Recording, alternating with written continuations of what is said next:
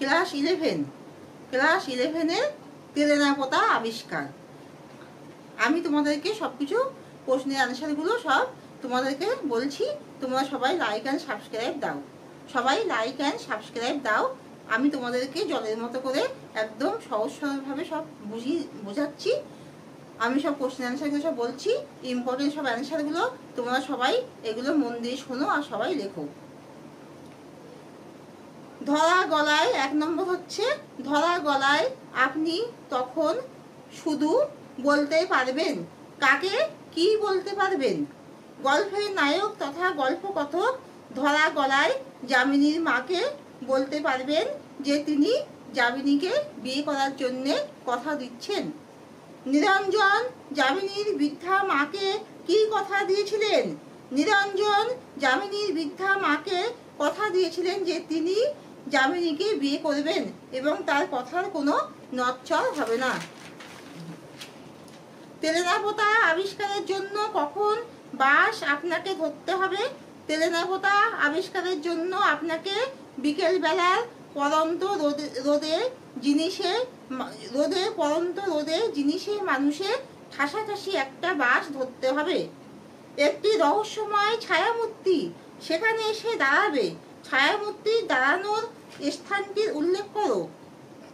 তেলেনাপোতা আবিষ্কারে যাওয়া অভিযাত্রীদের অবস্থান গৃহের ছাদ থেকে সামান্য দূরে, সংকীর্ণ রাস্তার উপরে, রাস্তার ওপারে ভগ্নস্তূপ মনে হওয়া বাড়ির একটি জানলায় ছায়ামূর্তি এসে দাঁড়াবে। তেলেনাপোতা আবিষ্কার গল্পে যামিনীর মায়ের শেষ কথা কি? তেলেনাপোতা আবিষ্কারের গল্পে যামিনীর মায়ের শেষ কথা হলো যে, যামিনীকে তুই নিবি তো বাবা? তোর শেষ কথা না পেলে আমি মরেও শান্তি পাবো না। যামিনীকে নিয়ে তুই সুখী হবি বাবা? বক্তার এই মন্তব্যের কারণ কি? মরণ মুখ অন্ধ বৃদ্ধা বোঝে যামিনী সব জ্বালা যন্ত্রণা অসহায়তা সহ্য করেও যেভাবে তার মায়ের সেবা করছে তা সর্বগুণান্বিতা সহনশীল মেয়ের পক্ষে সম্ভব। জীবনের বাস্তবতায় যামিনীর বৈশিষ্ট্য অনুধাবন করে বৃদ্ধা এই মন্তব্য করেছে। ছাদে গিয়ে দেখবেন, ছাদে কি দেখা যাবে? ছাদে দেখা যাবে বেশিরভাগ স্থানের আলিশা ভেঙে ধূলিসাৎ, ফাটলে অরণ্য, পঞ্চম বাহিনী শিকড় ঢুকিয়ে অট্টালিকা ধ্বংসের কাজ অনেকটাই এগিয়ে নিয়েছে। নায়কের কাছে ঘাটের ঘটনাটা অবাস্তব মনে হবে কেন? কারণ জনহীন ঘুমের দেশে এইরকম মেয়ে থাকতে পারে না। তাই নায়কের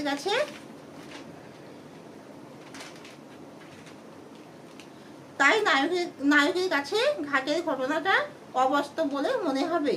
তারপর বসে আছেন কেন টান দিন উক্তিটির বক্তাকে যামিনী। তারপর হঠাৎ জলের শব্দে আপনার চমক ভাঙবে। চমক ভেঙে দেখবেন, কি দেখবেন? জলের শব্দে আপনার চমক ভাঙার পর আপনি দেখবেন জল স্থির হয়ে উঠেছে এবং ছিপের ফাতনা মৃদু মন্দভাবে দুলছে। সেই সঙ্গে একটি মেয়ে ঘাড় বেঁকিয়ে পিতলের ঘোড়ায় জল ভরছে। তেলেনাপোতা বলে কোথায় কিছু সত্যি নেই। কতকের এমন মনে হওয়ার কারণ কি? তেলেনাপোতা থেকে ফিরে এলে সেখানকার বিচিত্র দৃশ্য ঝাপসা স্বপ্ন বলে মনে হবে। বাস্তবে তেলেনাপোতার অস্তিত্ব কোথাও নেই, তা মনের কল্পনা মাত্র। কথকের দৃষ্টিতে তেলেনাপোতা অবাস্তব কল্পনার কুয়াশা মাত্র। গাড়োয়ান যাত্রীদের ভয় কাটাতে কি বলেছিল? গাড়োয়ান যাত্রীদের ভয় কাটাতে বলেছিল, চিতাবাঘ ক্ষুধার্ত না হলে ক্যানিস্টারা বাজিয়েই তাদের দূরে রাখা যায়। জাদুঘরের নানা প্রাণীদেহ আলোকের মধ্যে যেমন থাকে। শব্দের দ্বারা গল্পকার কোন বিষয়কে স্পষ্ট করেছেন? গল্পকার উদ্ধৃতিকে থাকা শব্দের দ্বারা তেলেনাপোতা আবিষ্কারে যাওয়া অভিযাত্রীদের মনে হওয়া অফুরন্ত রাতের গহ্বরে অনাদি অনষ্ট স্তব্ধতার সব কিছুর অবস্থাকে স্পষ্ট করেছেন। তেলেনাপোতা আবিষ্কারের জন্য কজন বন্ধু ও সঙ্গী সঙ্গে থাকা উচিত? তেলেনাপোতা আবিষ্কারের জন্য 2 জন বন্ধু ও সঙ্গী সঙ্গে থাকা উচিত। অতিথিদের দেয়া ঘরটি কেমন ছিল? অতিথিদের দেয়া ঘরটি ছিল ঝুল, জঞ্জাল, ধুলোয় পরিপূর্ণ এবং ভ্যাপসা গন্ধ। গাড়োয়ান কেন ক্যানিস্টারা বাজাচ্ছিল? গাড়োয়ান ক্যানিস্টারা বাজিয়ে চিতাবাঘ তাড়াচ্ছিল। মাছরাঙা ও ঘুঘু পাখি মৎস্য শিকারীকে কিভাবে প্রভাবিত করবে? সার্থক মাছরাঙা পাখি শিকারের নিজস্ব কৌশলে উল্লাসিত হয়ে বিদ্রুপ করবে মৎস্য শিকারীকে, আর ঘুঘু তার উদাস করা ডাকে তাকে আনমনা করে তুলবে।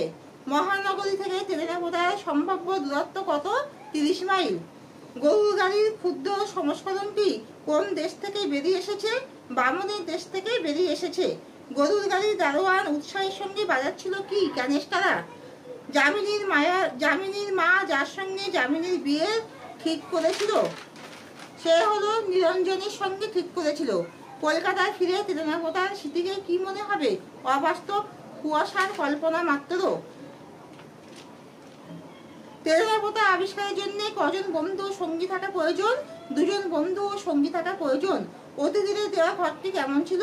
ঘরটি ছিল ঝুল, জঞ্জাল, ধুলোয় পরিপূর্ণ এবং ভ্যাপসা গন্ধ। মহানগরী থেকে তেলেনাপোতার সম্ভাব্য দূরত্ব কত? 30 মাইল। গরুর গাড়ি দারোয়ান উৎসাহের সঙ্গে কি বাজাচ্ছিল? ক্যানিস্টারা। তাহলে আমি এখানেই শেষ করছি। তোমরা সবাই ভালো থেকো এবং সবাই মন দিয়ে পড়াশোনা করো। আর যা বুঝতে পারবে না সেটা কমেন্ট করে পাঠিয়ে দিও। আর সবাই কিন্তু লাইক আর সাবস্ক্রাইব দিতে ভুলো না। এখানেই শেষ করছি।